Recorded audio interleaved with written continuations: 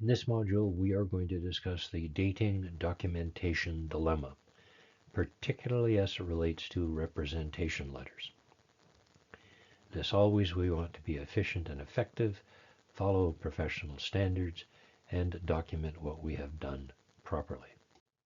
There is actually more than one dilemma, which we'll talk about. There is the dating dilemma, the naming dilemma, the management asserting responsibility for dilemma, and a wording dilemma.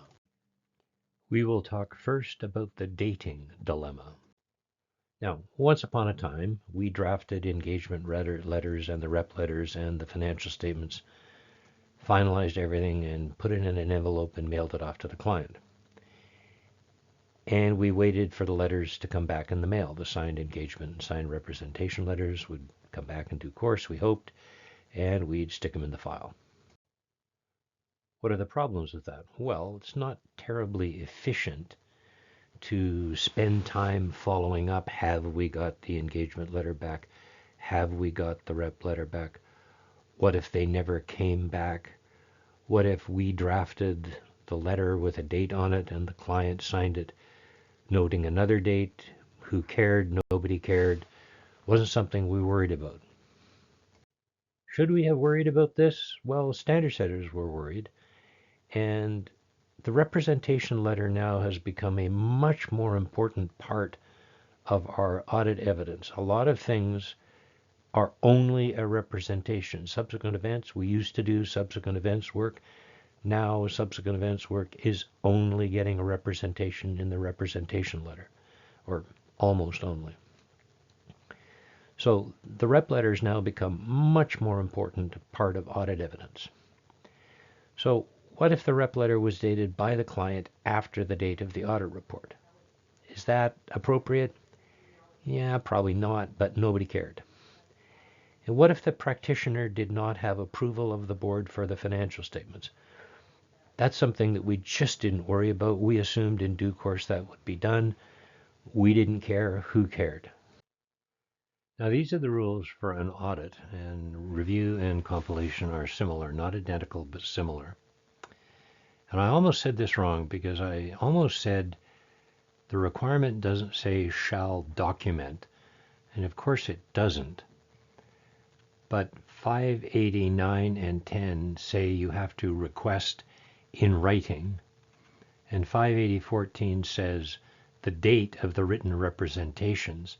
So it doesn't say shall document, but it says in writing, which is the same thing. So the date of the written representations shall be as near as practicable to, but not after the date of the auditor's report. So that's about the date, not about when you get it, it's about the date. And 749 says the auditor's report shall be dated no earlier than the date of which you've got all the evidence you need, no earlier than the date the statements are drafted, and no earlier than when those with recognized authority have asserted that they have taken responsibility for those financial statements. The rules for an audit are about the date. So 580.14 is about the rep letter date, not when you get it. You might get it a day or two before, you might get it a day or two after. That doesn't matter. It matters when you date the rep letter. It's also about the date on the rep letter, not when you draft it. Because clearly in 749, you're going to have to find out when the board plans to meet, date the rep letter and date the audit report as of that date, and then you wait.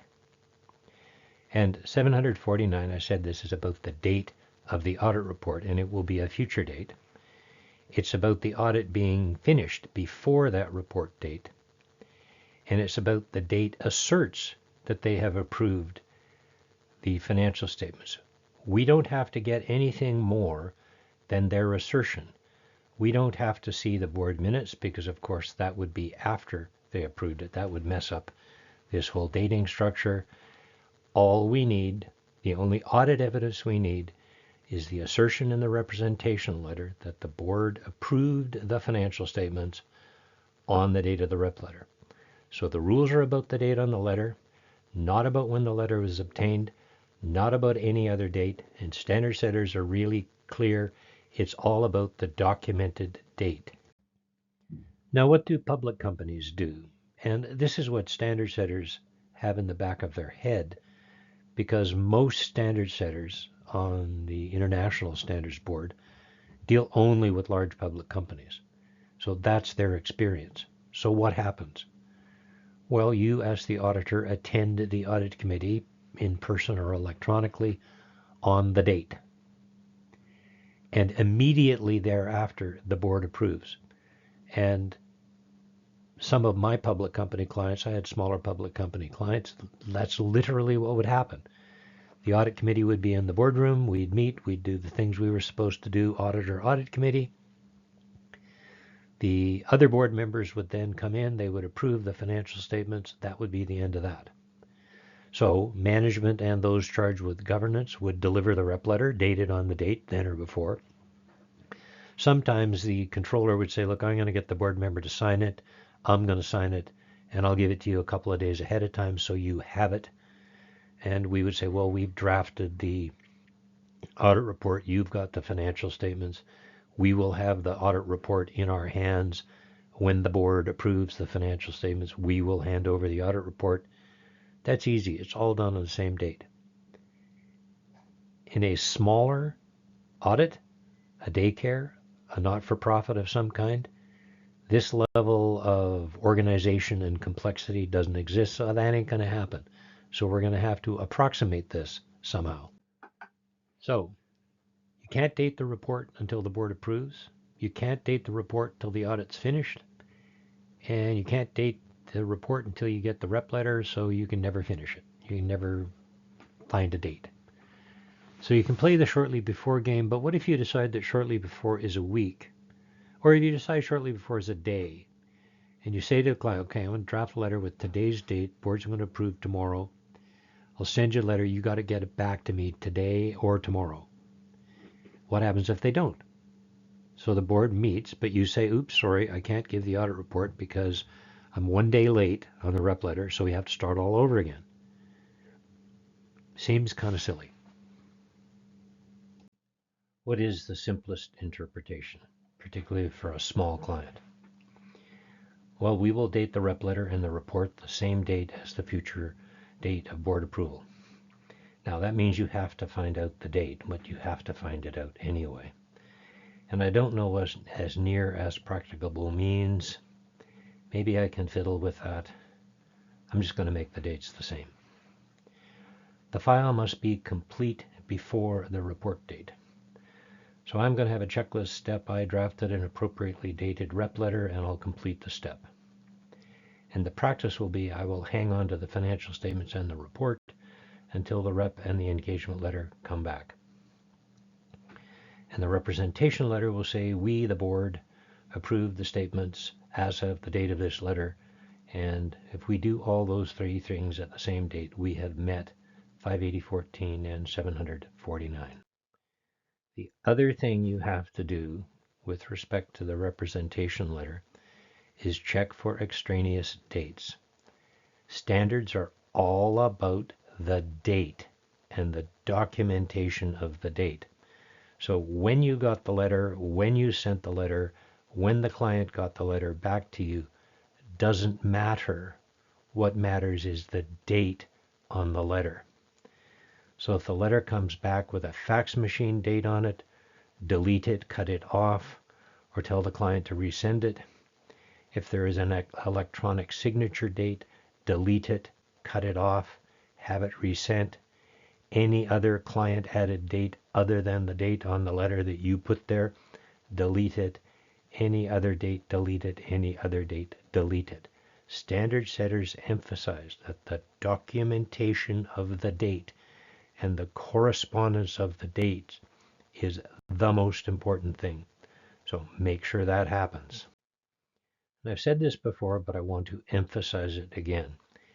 We have to read exactly what standard setters say, and we don't change or translate or modify those words. Standard setters spend an enormous amount of time specifically thinking about what the words say. So in review engagement standards, 2400 paragraph 103, date no earlier, this is the same as audit, date no earlier than, date got all the evidence, date the statement's done. Those with recognized authorities have asserted that they have taken responsibility, not have taken responsibility, not we have documented the date, not that we have checked the minutes, none of that stuff. They have asserted that. So a representation letter signed by those charged with governance, in which they say, as of the date of this letter, the board has approved the financial statements, that meets that standard, and I'm pretty convinced that that's what standard setters intended. As they talked about it, they said, well, we can't say anything other than this. If we say have approved, well, then you'd have to get approval and check it, and it could be found to be wrong. So this, you can't be found to be wrong. If they have asserted that, even if they didn't, you've met the standard because the client has asserted that they have taken the responsibility. So if they forgot to have the board meeting, or the board meeting got delayed, or as long as I sign the rep letter and get it back to you, they've asserted that, we're fine. Now, all three sets of standards basically require the same thing. Audit and review, very similar. Compilation, also similar.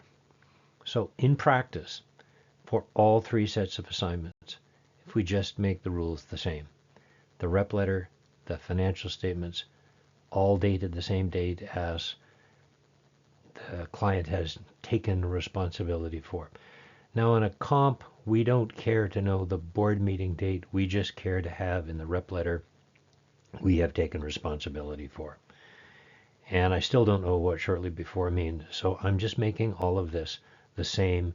And if you do, and if you have in your file the financial statements, the audit report, the rep letter, the engagement letter, you've met the standards. We have a naming dilemma. What is the letter in which we obtain management representations to be called? What is the proper name for this piece of paper? In an audit, it's clear. 580.15 says obtain this in the form of a representation letter.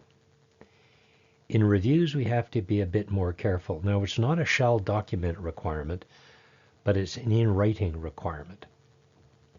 The primary paragraph is paragraph 68, but there's all kinds of other things we must inquire about. Paragraph 70, paragraph 50, 53, 91, and there are others where it says obtain written representations or in writing. Same as shall document. Also look at A121. There may be other places. So in review, you have to be very careful to make sure that you get all of the required written representations. And Appendix 2 contains an example of a representation letter, so I guess we can say, okay, we're going to call this a representation letter in a review as well. In a compilation, some people like to call it an acknowledgement letter, and they will tell you, oh no, it's not a representation letter, it's an acknowledgement letter. And that's based on 4235, where it says management must acknowledge responsibility for the final financial information. Now, there are actually three choices. Getting this in writing is one of three. My view, in writing is the best way to do it. It's the clearest. One of them is to document an oral representation, which management may later forget. I prefer in writing.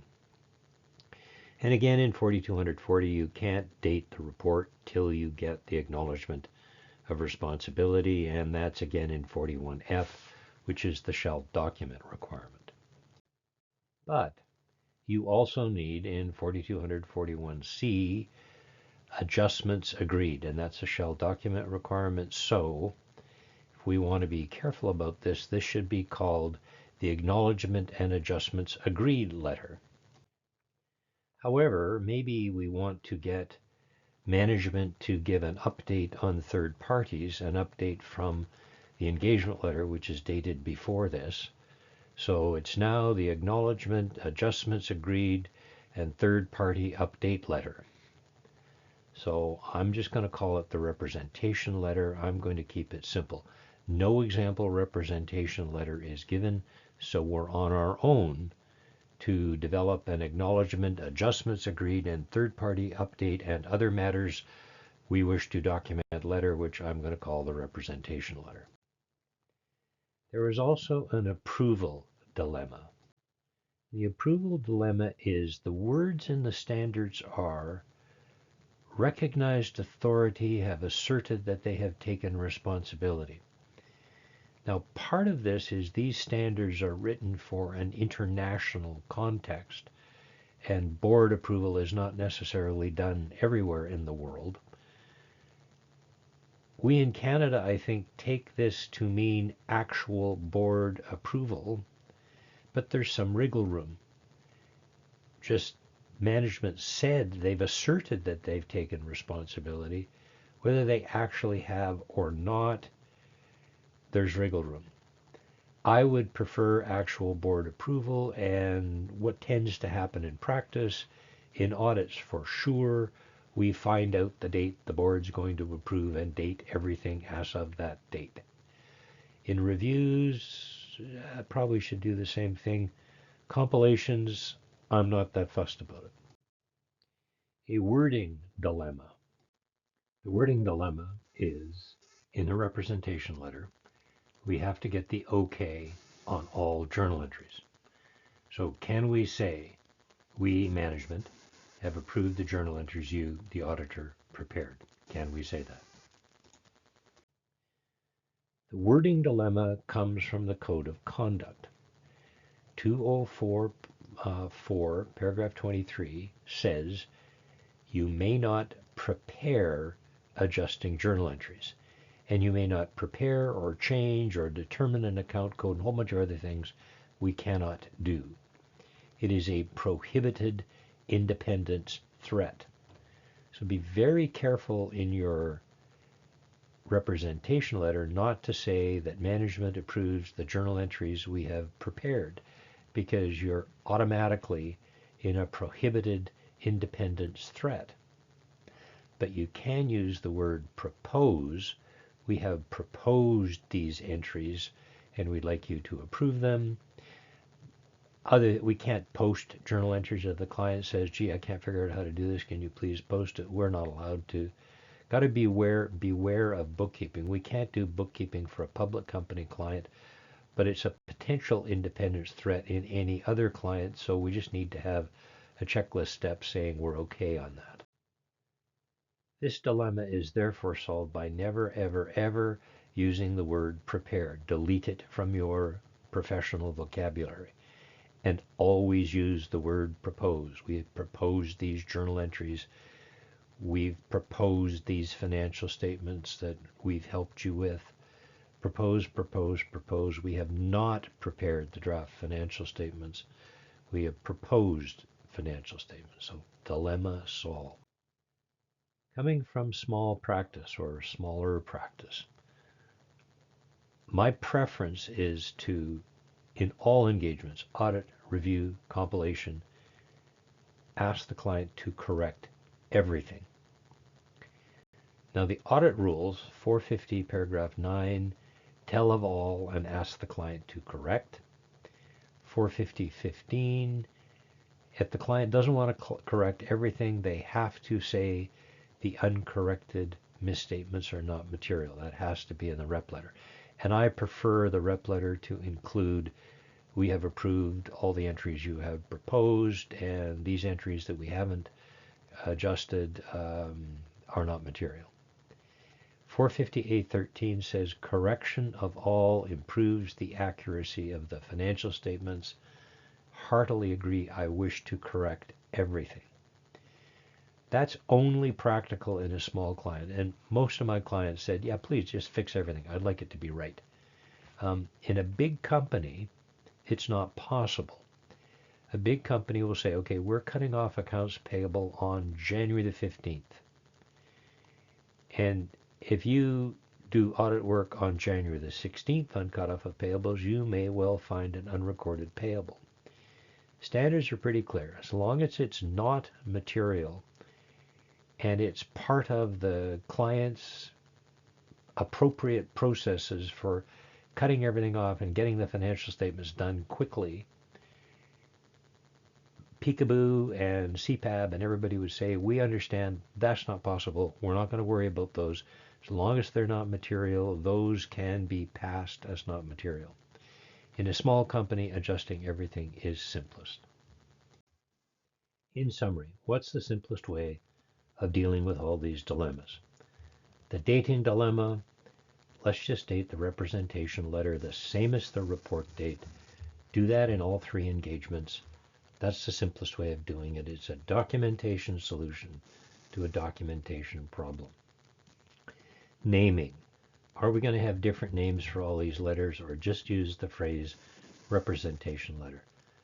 I don't think standard setters actually care. We could call it anything we want, but I think it's just the simplest to call all three the representation letter. Obtaining management's responsibility for the financial statements, at least for an audit and review, I think I'd like to find the proposed board date and use that date. In a compilation, standards aren't quite as specific. I don't think we have to do that. We still have to get management to take responsibility. And in terms of wording, we never prepare anything. We always propose, and I hope we always get the client to adjust everything. Improves the accuracy of the financial statements. That's possible in a smaller audit. In a public company audit, that's not going to be possible, and we're going to have a mechanism to deal with the fact that as a practical matter can't be done. So, thanks for listening.